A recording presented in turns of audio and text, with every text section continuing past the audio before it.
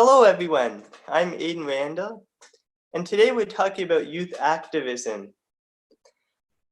I'll be interviewing Rachel Pant, who is the founder of Kids Right to Know and Gen Earth, to talk about the challenges and successes of youth activism, her story about how she became an activist and got involved, and how young people can make a difference.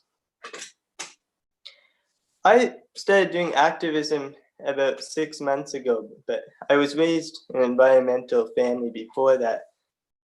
But I started by doing a delegation at a local council meeting where we were asking them to declare a climate emergency.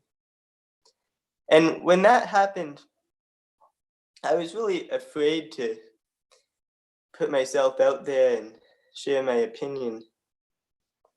And I think that's a large barrier to young people, the fear of speaking out. On the positive side, after that, I decided to do a panel discussion, and I invited a local councillor and community activist. And we talked about what the city can do to take action on climate change. We brought forth some great ideas. Then later I was able to connect with a local restaurant owner, and we talked about animal agriculture. I interviewed Lucy Sherratt of C-Band to talk about GMOs and industrial agriculture. And I was able to connect with other youth who believe in the same issues. Although the coronavirus has sadly interfered with their ability to strike and do demonstrations, it is fortunate in some ways because I've been able to meet activists from other places that I normally wouldn't meet because we're obliged to meet online.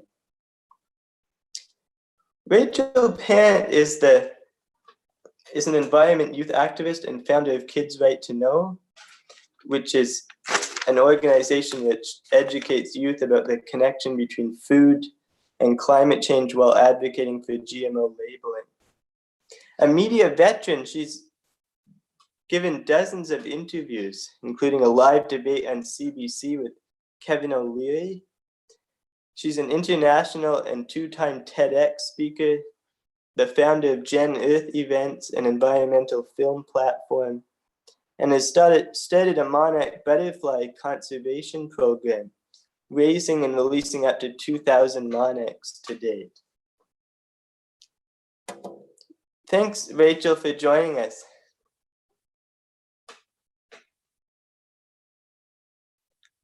I think you're muted, so I'm here now. Sorry about that. Thank you so much for having me. It's such an honor to be here with you. Again, yeah, thank you. We're glad you were able to take part in this discussion. And I think it's going to be we'll do just a friendly discussion and see where it goes about youth activism. So I know you've been an activist for a long time now, and a lot longer than I have. What was the motivation for you to become an activist, and how did you get started? Sure. I think a lot of activism starts off by accident in a lot of ways, and I think that was the case for me. I had never intended on becoming an activist. I never thought that that was my calling or my path. I was always passionate about issues. Growing up as a kid, I remember I used to lie about my age on petition websites so that I was able to sign petitions as early as 6 years old. And I just never considered that activism, but I cared so deeply about a lot of different issues. And that actually led me to, after being given an assignment for school, to do it on GMOs. So I had to write a speech, and through that, I learned more about our ecosystems. I learned more about our health. I learned more about the impacts of these genetically modified organisms on our entire world and what it's doing to farmers and human rights. And at that moment, I knew that I had to do something. So my activism, again, kind of started off by accident. And that's when I saw Prop 37 in California. That was their labeling bill. And I was really inspired by that idea that we should all have the right to know what's in our food. We all deserve the freedom to choose what we put in our bodies. And that's kind of how it started. We then created a website, created marches, our Twitter account, which is @Rachel'sNews. You can still follow me there. And then Kids Right to Know, our nonprofit, was formed.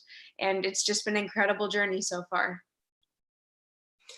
Absolutely, that's an inspiring story, and I know that Kids Right to Know is a nonprofit organization that's been around for a while. When did you start that, and what does it advocate for? Is it kind of like Fridays for Future that other people can get involved and start their own groups, or what kind of Absolutely. is it? So, Kids Right to Know was started in 2011, I believe.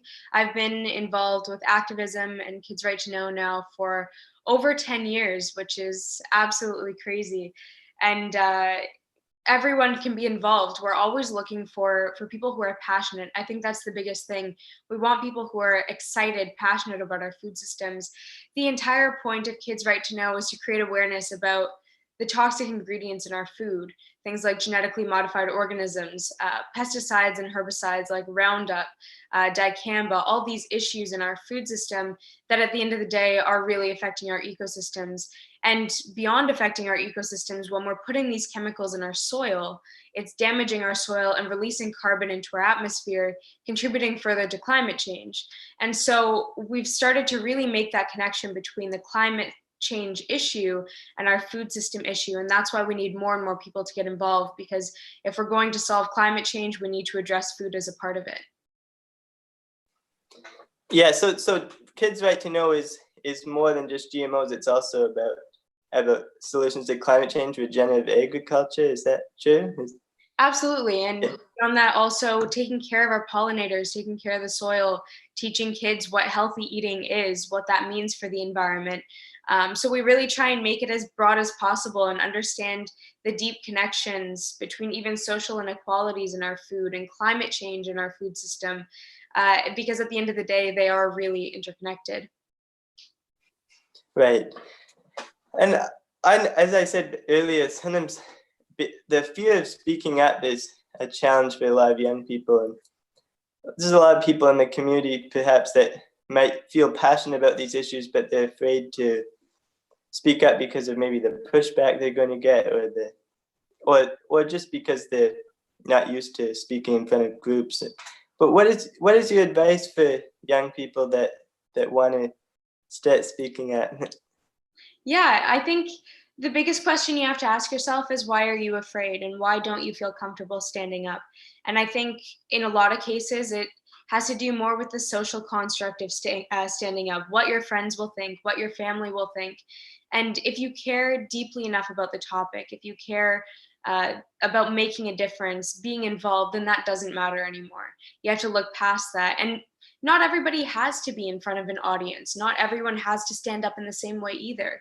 If you're not comfortable being in front of an audience, do something that you're passionate about. At the end of the day, activism has a space for everyone. And it doesn't matter if you're passionate about video editing or creating graphics or writing or whatever that looks like for you, what you're passionate about. There is a space for you in activism, because we need all assets to be combined so that we're stronger together. Yeah, that was a beautiful picture of how we can take all our skills and create a picture by everyone contributing what they can do. So people can do artwork or even gardening or doing sustainable activities like that is a way of activism, by being an example, I guess. Yeah. You don't need to all be the same. And that's the wonderful thing about activism, is that everyone within it is so different, and we all have our own strengths and our own passions, and it is going to look different for everyone. And that's what makes it wonderful, because it's not like anybody can be excluded when we need everybody to be a part of it. Right. Yes. And some of the challenges, I would think, maybe the negative comments you receive. I've received a few, or just pushback from politicians maybe criticizing you. I know that happened with Kevin O'Leary. But what was one of the challenges, or one of the biggest challenges that you faced during your time as an activist? I think I faced, again, like you were mentioning, trolls and comments, and we had people threatening to ruin my reputation and all sorts of things. And it's interesting how far corporations and even our own government will go to silence the truth at the end of the day. I think that was our biggest thing, is that these big corporations have endless power and endless money. And that is obviously something that's intimidating to go up against. Another challenge that I experienced a lot was ageism, people saying I was too young to be talking about this topic, that I should just go back to school, I should not be focusing on something that's so science specific and out of my reach as a young person. And I think that that's a really unfortunate view that our society has, that young people can't have their own opinions, that they can't have their own strengths or do their own research or understand science, because it was something that I was always passionate about. And I feel that we do have endless strengths.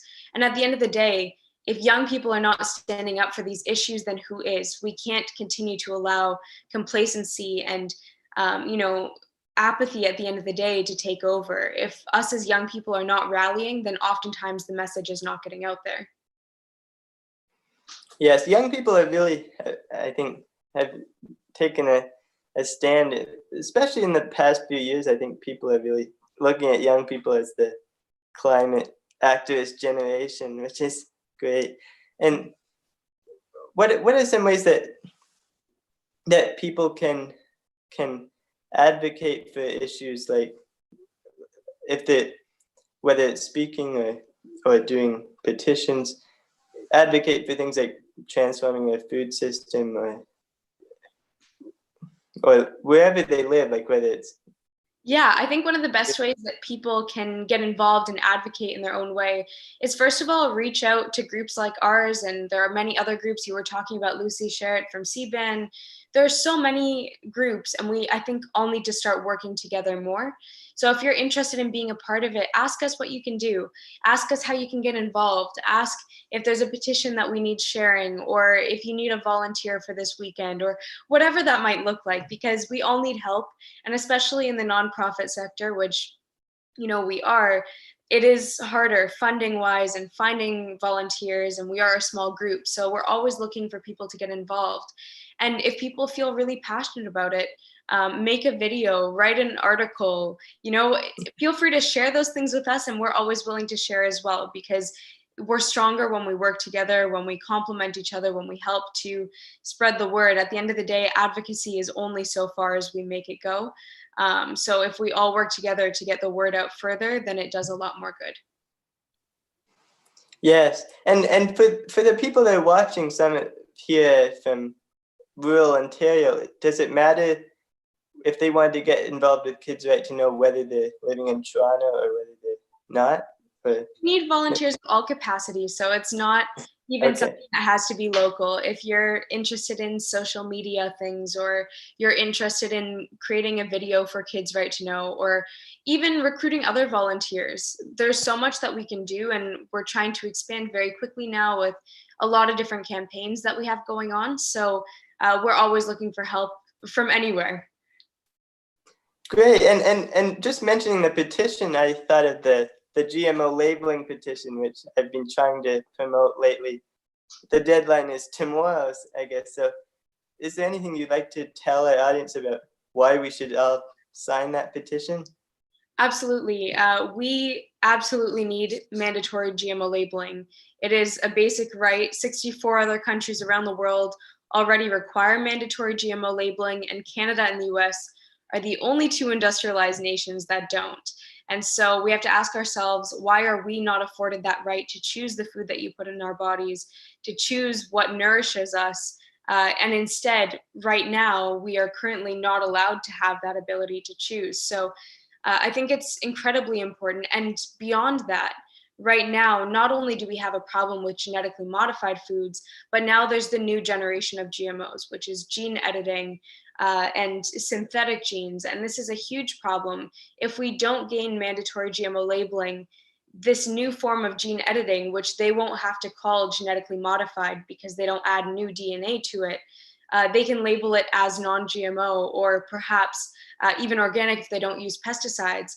And it has the potential to ruin nature and to contaminate our natural resources. So I really encourage everyone, we need to get mandatory GMO labeling so that we can include this new form of gene editing in this as well, and make sure that everyone has the right to choose what they're putting in their bodies and what they're feeding to their kids. And so the bill is called E2416. And I really encourage everyone to find it online. You can also find it through CBAN, which is CBAN. .com, and they have the petition listed there as well, where everyone can sign it. And again, the deadline is tomorrow, so if you have the chance, please go ahead and sign it. It's for all of our freedom to choose what we put in our bodies. Yes. Yeah, everyone, let's get as many as possible. I think the last time I looked, it was almost 1,000. Let's get it over that mark. And it's cban.ca/labeling, right? Isn't it? Yes. That's the easiest way to find it, I guess. Yeah. And I also post the other link, but perfect. yes. All right. So could you just tell us a little bit more about on your career as an activist, whether you've had maybe ups and downs, and was this sometimes that you felt like you had a success moment, like that you achieved something that you were trying to advocate for, and maybe a breakthrough, maybe a new law was passed, or people were I think more aware? there has been successes, but I don't necessarily take credit for them, because I think I'm one small person in this entire movement, and I feel very lucky to be a part of that. And I think it's collectively through our entire food movement that it's been interesting to see how, in a way, we've shifted how people think about food. And that's really exciting. More and more, we're seeing people demanding non-GMO or demanding organic. We've seen prices on organic go way down because it's more available. We have more organic farmers. We have more organic foods being grown. We've seen the non-GMO project label go from a couple products to hundreds of, tens of thousands of products Yes. labeled as non-GMO. And even though we don't have mandatory GMO labeling, at least we have this possibility in the meantime so that people can still choose non-GMO foods. So I think there have been success after success in terms of a movement, and it's exciting to see that continue to grow and how people continue to shift their perspectives on our food system. Yes. Another thing relating to the challenge pet, sometimes we can feel like, on the other hand, that we're doing all this work, but nothing's happening, and still there's no GMO labeling, and still the use of fossil fuels is increasing. But what can help give us hope for the future, that what we're doing is having an impact and will, and if we keep going, we're going to see a difference in the world? I oftentimes have people ask me, what's the point, Rachel? You're fighting against massive corporations with endless funding. They're never going to stop. And so, it's a losing battle. And I think that's a really negative perspective. I could not live if I believed that, because I truly think that there is a possibility for a better future. We need to fight for it, and we need to really work together in order to achieve it, but it is possible. And things do seem slow. It never seems like it's enough, but we do have to look at how far we've come as well. And although it's not far enough, when you really add things up, we have made a difference. We have made a change. And as long as we continue to put pressure and educate and demand more from our politicians, the fact that we have Health Canada and Environment Canada and politicians that are simply listening to corporations instead of us is completely non-understandable for me, because at the end of the day, they should be protecting us as consumers and as citizens, but instead they're protecting the interests of big corporations. We know this. We see this with fossil fuels. We see this with our food industry. It's the same thing. And so we need to make sure that we are electing people who are looking out for us and not the corporations. So again, I know I've felt it before. I've felt the burnout as an activist, continuously working, and it happens. And that's why you also have to take care of yourself, because if you take care of yourself, you can also take care of others. You can take care of the planet. But there is a lot that we can do, and there is a lot that we have done over the years. Yes, and that was inspiring about how that if we take care of ourselves, we're also taking care of the planet. I think when I talked to Lucy, I was mentioning that I thought that if we if food that's healthy for us is probably healthy for the planet as well. So the decreasing the level of junk food and other products is probably decreasing industrial agriculture use as well. But could you tell us a little bit about what your regenerative agriculture, your work about regenerative agriculture? And I got a question from someone in the community about why is regenerative agriculture better for the environment than regular farming practices? Sure. So personally, I'm just advocating for a better agriculture system that, things like organic and regenerative agriculture that are absolutely non-GMO, that are nourishing the soil, are subsidized rather than this massive industrial agriculture that we currently have that subsidizes genetically modified corn and soy. So for those who don't know, subsidizing is basically they get a reward for growing that type of food from the government. And so it's really unfortunate that our government is paying for people to grow destructive foods. And it's the same as our government is paying for people to extract fossil fuels. They are subsidizing those industries. And there's a lot of similarities between the two. In terms of why regenerative agriculture is so much better. When we damage the soil with genetically modified foods, monocultures, that means the same crop for acres and acres, as well as dousing chemicals on it, it damages the soil, it damages ecosystems, it damages pollinators. And these are all vital for creating food and for maintaining our food production for generations to come. We know that we need to increase food production because more and more people are being born, our population continues to grow globally. But if we end up killing our pollinators, there is no food because 1 in 3 bites of food every single day is pollinated by a bee. And so we need to be able to protect those pollinator populations. When we damage our soil, it actually releases carbon into the atmosphere and contributes further to climate change. So we know that 44 to 57% of all greenhouse gas emissions is coming from agriculture in general. So that's from transportation of our food, that's from damaged soils, that's from food waste, from factory farms with animals. And so we know that our system is really, really broken. And regenerative agriculture is kind of the opposite. What it does is it nourishes the soil. It brings back carbon from our atmosphere and brings it back into the soil where it belongs, where it not only creates more nutritious food, but it helps to balance water cycles. It helps to grow more food, helps to mitigate climate change. The results are really endless. And when we rely more on nature and go back to the natural way that things are done, we see benefits from everyone. For farmers, building back local economies where they can make money again and they're not reliant on big corporations. We see benefits for the consumers, for our health, and of course we see benefits for the environment. Right. Yeah, regenerative agriculture, I think, is taking steam. I think I hear about it here as well. There's a local family that's done a bunch of talks around here about it. So I think regenerative and other forms of farming is a great way to solve the climate crisis. And I find a lot of people think about it more as a fossil fuel issue and dealing with transportation, but they don't talk that much about agriculture. Do you find that? Oh, absolutely. I think agriculture has been so left out of the discussion for so long, and we need to tackle both. There's no doubt about it. We need to address fossil fuels. We need to move towards renewable energies. At the end of the day, this is such a huge contributor to climate change. How can we not address it? But we also need to look at the other things that are contributing so greatly. And of course, our food system is such a big part of that.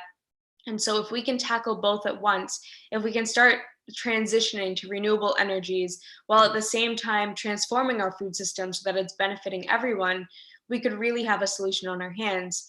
And they say even as of right now, if we were to cut out all fossil fuels, there's just too much carbon in our atmosphere in order to be able to stop climate change right now. It would still be an ongoing issue.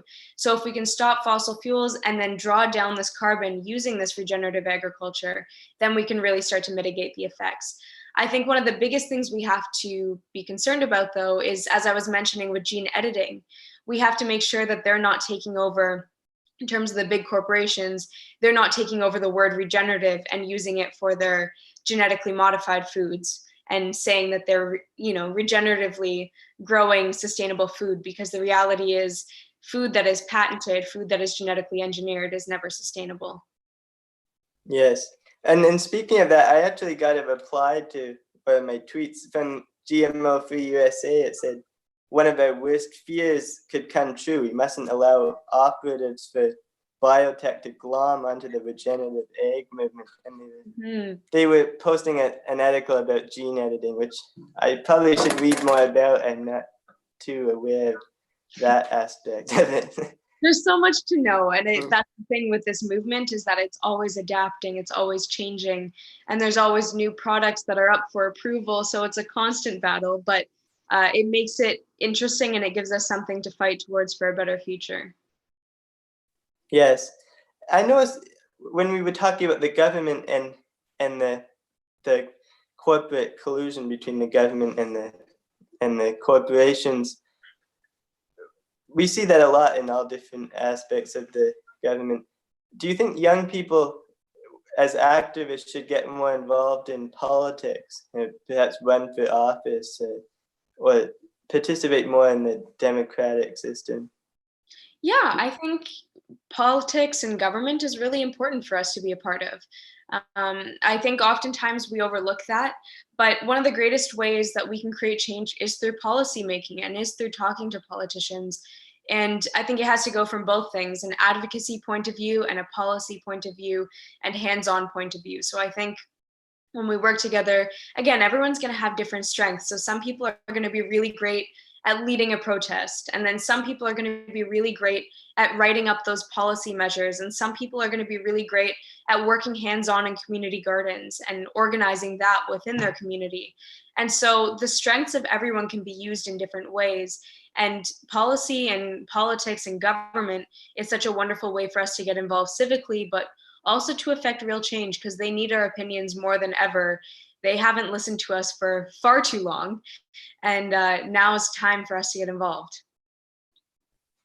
Yes, I think young people are really getting more and more involved, which I'm pleased to see. And what are some ways that we can all connect and join together to create a movement of change? Like ways that youth activists from around the country can really create a network to create a broader coalition of support for issues. I think more organizations need to work together. And I think that's one of the biggest things. I think so far in Canada, we have, or I mean, globally as well, we have all these massive corporations, not corporations, but organizations working on very similar issues. And that's wonderful that we have a lot of people addressing the problems, but oftentimes we don't work together enough. And I think even with youth organizations across Canada, we need to have climate groups, we need to have food groups, we need to have water groups, we need to have all of these different passions and organizations come together in a way that we can collaborate and share each other's efforts, because all of the issues that we face in Canada are so deeply interconnected. So we need to make sure that we are honoring the land and at the same time collaborating, because we have a lot more power together. Right. Yeah, I agree. Our power is when we are in numbers. Yeah. The more people, the more we can create change. Mm-hmm. I think I'd like to ask a few questions from the audience that were given to me before. One is from Hannah from Owen Sound, and she said, how are GMO products harmful to the environment? Sure. So it's GMOs and then the entire system that is grown with it. The reasons that GMOs were created, so just to preface a little bit, there are two main types of genetically modified foods. There's pesticide producing and herbicide resistant. So pesticide producing is where they insert a toxin directly into the seed, and when the plant grows and a bug tries to eat it, its stomach will be poked with ulcers and it'll die. On the other hand, we have herbicide resistant. So herbicide resistant is where they engineer it so that they can spray Roundup, for instance, which the key ingredient is glyphosate. And a little bit about that, I'm sure many have seen the cases in the United States saying that Roundup and glyphosate cause cancer. So it is a very toxic chemical that we are spraying directly on our food. And these plants are made so that it resists it, but the weeds around it will all die. Because of that, herbicide use has gone up incredibly high since the introduction of genetically modified foods. That's because it's easier. If you don't have to worry about killing the crop, you can spray it as liberally as you'd like to. On the other hand, pesticide use has also gone up because over time, superbugs were created and they become resistant to the pesticide or the toxin directly in the plant. And so farmers then have to go over and spray insecticides and pesticides. So that means our pesticides and herbicides have gone up. That's impacting our bees and our pollinator populations, even butterflies like monarchs that depend on milkweed. And the milkweed is completely being decimated by herbicides. Our bee populations, as most know, have gone down dramatically. And this is just another example of our industrial agriculture taking over. And on top of that, our soil has incredibly high levels of chemicals. It's going into our water systems. We are drinking it. And really destroying sensitive ecosystems. Everything is made in a balance that benefits something else. And when we destroy that by putting in patented seeds that can go everywhere, we're destroying that delicate balance. Not only are these seeds patented, but if they end up in another farmer's property, that farmer can be sued or their land can be taken away for infringing on patent rights, even if they didn't want to grow those seeds.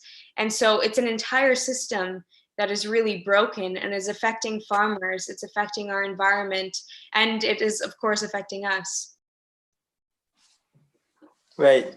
And I think what you were saying is that the expansion of industrial agriculture has coincided with GMO crops. Is that right? It's enabled the expansion of GMO industrial agriculture because of these technologies, right? Absolutely. And yeah.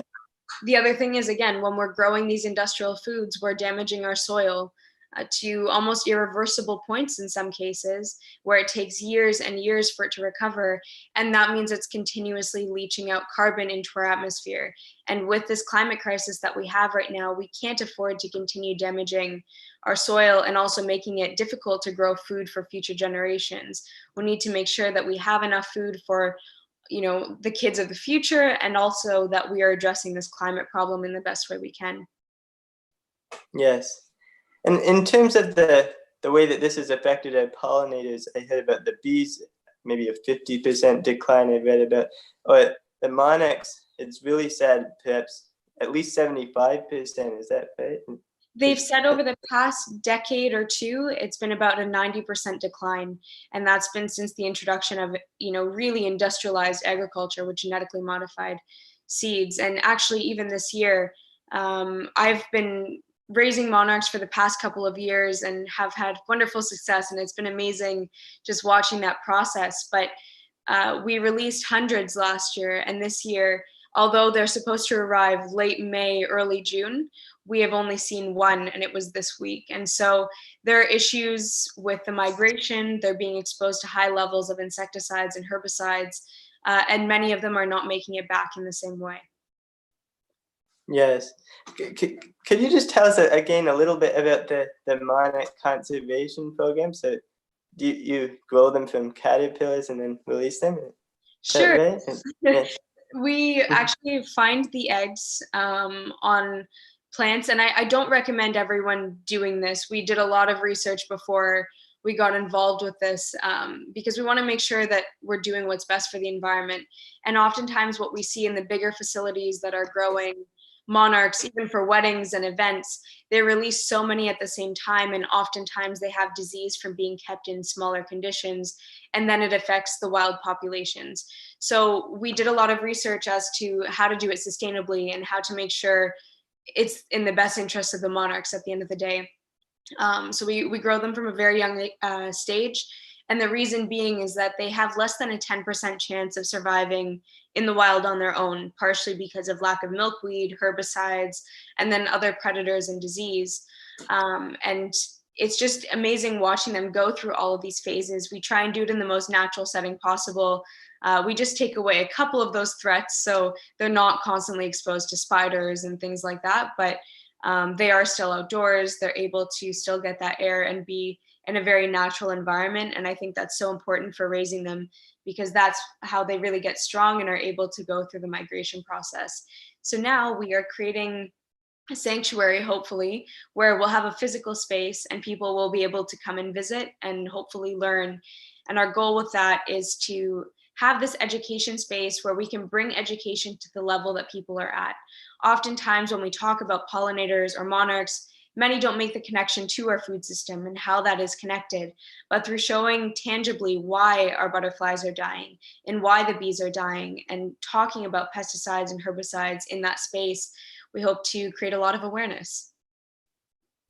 Well, that's an inspiring way to teach children. Is it aimed mainly at children, or like for the kids right to know? Or?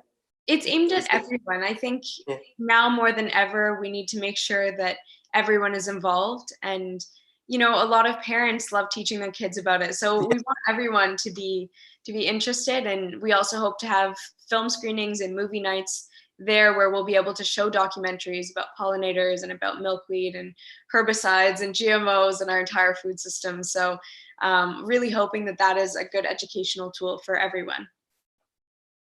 That's great.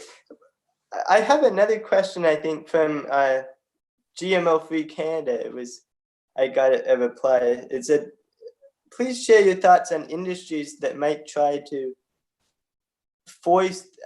they might try to take over the youth movement to try and voice their agendas. How can that be addressed? And I think that's an important question. It is an important question. I think amongst the youth movements, we've seen a surge of vegetarianism and veganism. So this is one aspect of it. I'm vegan as well, and I know you are too. And constantly we're being advertised that we should be eating soy, that we should be eating, these plant-based products. And oftentimes they're not made with the best ingredients. You can find some amazing products out there, but I do think that not all plant-based diets are created equally. And so we have to start to address that.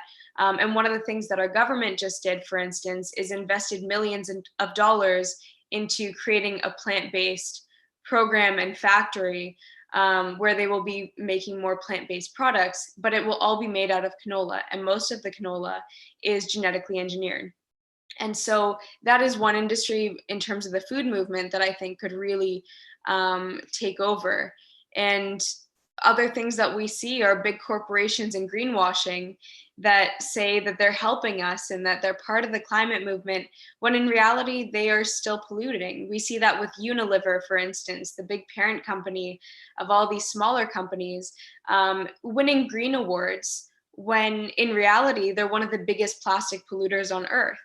And so we need to really start addressing those who are appropriating the climate and environmental movement, when in reality, they're the very ones that are contributing to it.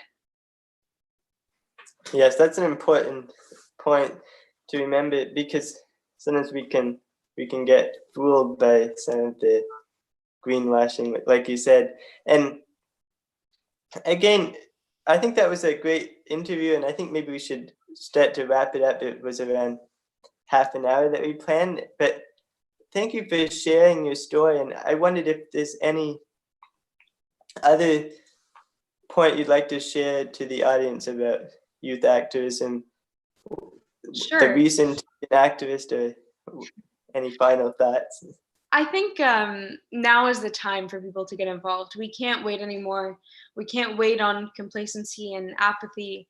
COVID-19 sort of came out of the woodworks and we were all affected by it. And of course, some people were significantly more affected by than others, but I think we have to look at some of the positives and realize that we do have an opportunity for change right now. unfortunately, the normal that we had before was not good enough, and we can't go back to that normal. It was not benefiting anyone but large corporations at the end of the day. And so we need to take advantage of this time, where we are at a pivotal moment environmentally, socially, politically, to make the real change that we want to see. And we have that capability if we work together. Yes. And what is your message to older adults, right? And rather than the youth, what is your message to adults? Should they listen to young people? How can they uplift the voices of young people? What can they do? Absolutely listen to us. We need to be listened to. And I think so many young people have great opinions and thoughts and passion. And I think we also need to listen to some of the older generations too sometimes, not necessarily everyone, because we see that there's a lot of corruption and a lot of not so great people out there. But I think those who are interested in environmentalism and activism, we need to work together intergenerationally. And for those who are older out there and who are watching, the biggest advice I can give is leave space for us, just to be able to voice our thoughts, just to be able to give us some form of power in the room. We need to be able to have our opinions listened to, but beyond just listened to, we also need our opinions enacted on. I think far too long we've been used sort of as tokenistic young people in the room. It's like we invited one youth activist, and we're all about inclusion, but oftentimes we're not genuinely listened to, or the ideas that we put forward are not genuinely acted on. So I think there's so much potential for us to work together and to collaborate on things, but we just need to make sure that everyone's voice at the end of the day is heard in the right way. Well, thank you. That was a good way to wrap up. And if people want to follow you or join Kids Right to Know, how would they get in? How would they reach you or find out more about the Kids Right to Know? Sure. So you can go to our website, which is kidsrighttoknow.org. You can also find us on Facebook, Twitter, Instagram. So our Twitter account is @Rachel'sNews, as well as Kids Right to Know. Our Facebook, same thing, Rachel Parent and Kids Right to Know. Our Instagram, the same thing, Rachel's News and Kids Right to Know. And if you want to get involved with us, feel free to email us, get in contact. You can reach us at info@kidsrighttoknow.com. And we're always looking for people to get involved, who are passionate, who are excited about making a real change. Okay, thank you. And that was a great conversation. I enjoyed talking about some of the stories and how we can make a difference. And I just want to remind everyone again to sign the petition, because maybe right after this you could go to cban.ca/labeling and get it done. And just one point, I think they need to click the confirmation link in the email, or it won't get counted. So just remember to do that as well. So again, thank you, Rachel Parent, who's the founder of Kids Right to Know, and Jen It. Thank you for joining us. Do you want to say goodbye to everyone? Yes, thank you so much again, Aiden, for having me. This has been wonderful. I really enjoyed our conversation, and I hope that we can do this again. Oh, well, thank you, and maybe we'll talk again soon. Absolutely. Thank you so much, everyone. Bye. All right. Goodbye. Thanks again. Hello, everyone. Thank you for watching our interview. I was happy to talk to Rachel about the many ways that youth activists can make a difference in the world, because really what we're trying to do is make the world a better place, tell people that we don't need to live in a society that's unjust, that's destroying the planet. We can build a future that's sustainable, where people are treated equally. We can talk about the need for a sustainable food system. We can transform a transportation system. And we can learn from our challenges that we need to keep going. That sometimes it might look difficult, it might look like nothing's changing, but if we keep going, we'll overcome these challenges, and I believe that we can create a nation that is sustainable and is just. Again, thank you all for watching, and I'll be doing more town halls like this. Usually they're Fridays at 7 p.m. And see you soon. Thank you all. See you soon.